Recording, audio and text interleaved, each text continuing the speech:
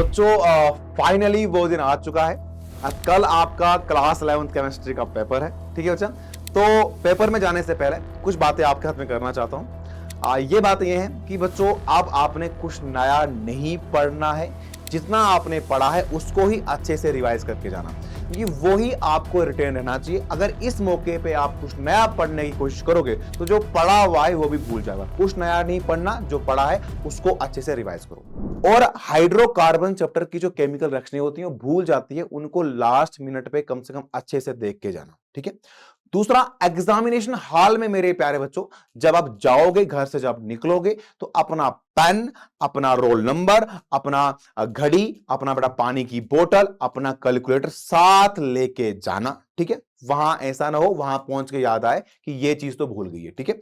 अच्छा, examination hall में बेटा कम से कम 30 से 40 मिनट पहले पहुंचने की कोशिश करना। अपनी सीट पे बैठ के कंफर्टेबल हो जाना।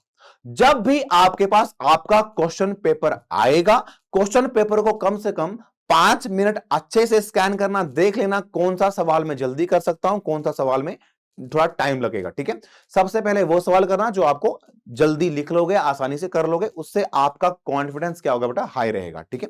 बाई चांस पेपर थोड़ा सा ऊपर नीचे आ जाता है तो आपने बिल्कुल भी पैनिक नहीं होना है, कॉन्फिडेंस लूज नहीं करना है, बिल्कुल जितना आता है उतना सारा लिख देना है। ठीक है। बहुत ही बढ़िया।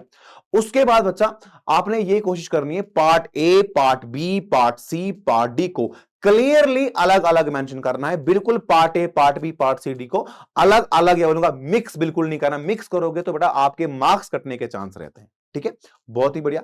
उसके बाद जो रफ आप करोगे, रफ का अलग से पेज बना देना, उसको लिख देना वो क्या है, रफ है बेटा। ठीक है।